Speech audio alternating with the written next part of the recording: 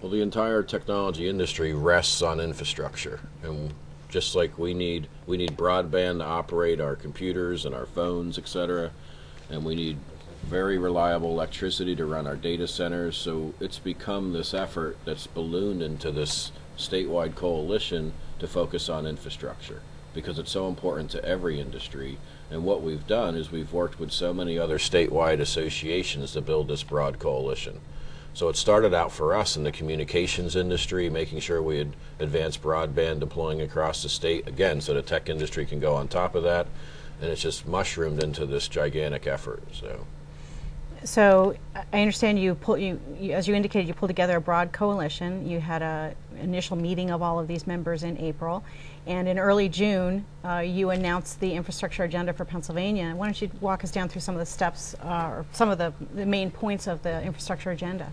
Great. It really started with a telecommunications summit 3 years ago and has mushroomed into this large effort. In April, we hosted the first ever Pennsylvania Infrastructure Summit. We had some of the largest corporations in Pennsylvania that provide infrastructure come with their president and CEO, make remarks, and raise the bar on how important this was and the crisis that we face, the challenge we face as a state, just like other states and countries.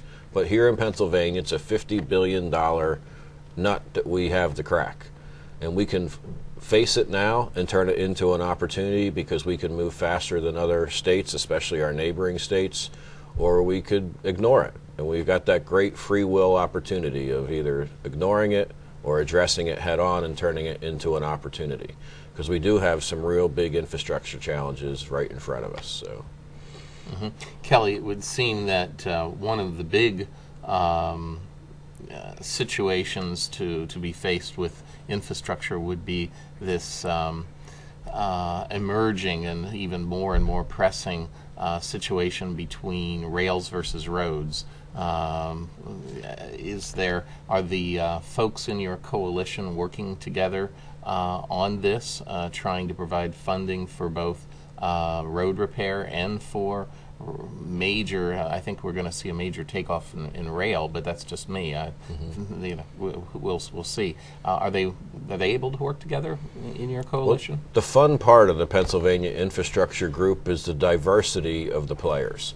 So on one hand, we have SEPTA and the Allegheny Authority working with rural Pennsylvania on their water and wastewater needs. So we have the Chesapeake Bay folks that have these mandates that they're going to try and get improvements to their water and wastewater treatment plants here in central PA, working with SEPTA and Pittsburgh on their mass transit needs, because they're all interrelated at some level, and we all have to figure out how we're going to pay for these challenges. That is diversity. That is extraordinary diversity. And this is one of the few states that has a coalition of this type, Kelly? As far as I'm aware, we're one of the first states that has an infrastructure group bringing it all together. I'm sure there might be some copycatting going on afterwards, because it really is a good effort. I think Australia, back in the land of wherever, down under, they do have a national infrastructure group that brings everybody together and talks about their diverse infrastructure challenges. And that's really where we got the model. Terry Fitzpatrick, a former PUC commissioner, wrote a white paper on infrastructure, and in it mentioned that there really is no statewide group doing this. So we put together the summit in about a 6-month time period. In early June, we launched the infrastructure agenda in the Capitol Rotunda. We had Senator Rob Wunderling supporting it and offering remarks, Secretary Alan Byler of PennDOT. We had Bill George of the Pennsylvania AFL-CIO, very diverse. So we have some of the largest corporations, some of the fastest growing companies in the state on the innovation side for infrastructure. We had the AFL-CIO with over 2 million members. So there is a very big interrelationship on infrastructure. And there's a lot of folks that want to get it done. There just was no rallying point to go to. So here's the big burning question. We've talked about the price tag. We've said it's going to take a lot of effort and it's not something that's going to happen overnight. I understand from reading through the agenda itself that there are some specific recommendations on how to fund this. I don't think all the answers appear in your infrastructure agenda, but you have some basics down there. Tell us a little bit about what this means in terms of maybe tax increases, or what Pennsylvania is going to be faced with in order to make this happen? Well, there's no magic wand, and there's no one, from California that's volunteered to pay for our infrastructure improvements here in Pennsylvania. There's a number of ways to fund this, some of which don't require a tax increase whatsoever.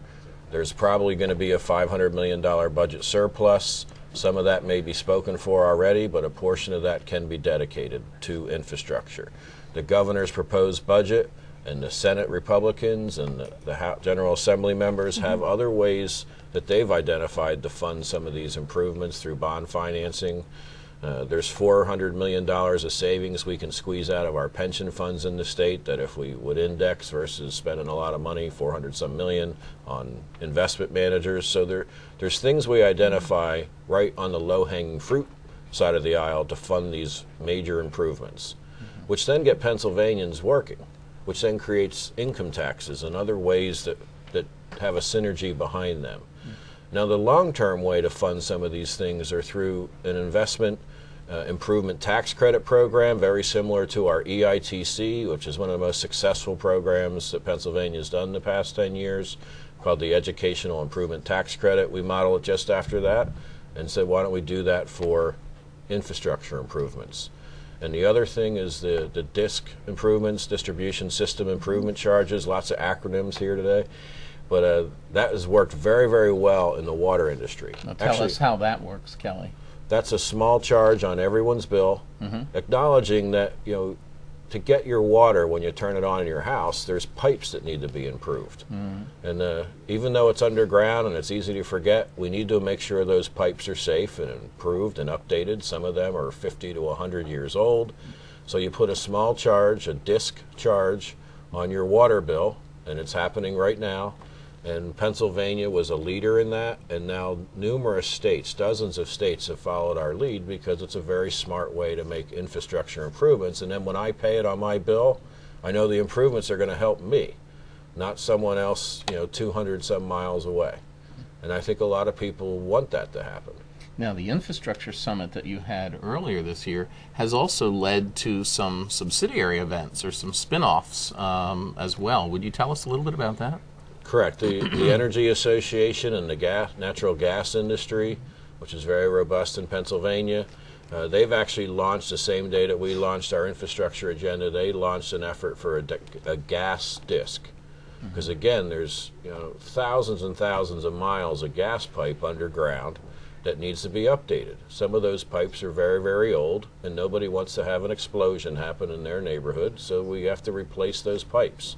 And one way to do it is with a gas DISC, a distribution improvement tax credit, and distribution system improvement charge.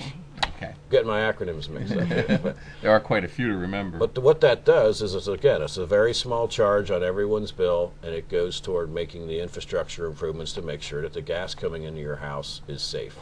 Now, are their efforts aligned with yours? I know they've been involved with the infrastructure, but was this separate and independent, or is this all built into what you're trying to accomplish with your agenda? Totally built in, baked in, because the long-term thing is we need everyone's coalition working together toward that singular goal of infrastructure improvements for the state. So we applaud their effort. The same thing with the transportation industry. A lot of synergies coming out on the $200 million for the bridge improvements, which I think we've got 6,000 bridges that are at risk, and this takes 1,000 of them off the table. So we need more of that type of effort. There's a lot of groups interested in that bridge repair bill. Rail freight, same thing. There's a lot of, I think there's only $20 million available for rail freight improvements in the state, and over $90 million was requested last year. As gas and everything becomes more expensive, rail makes more sense.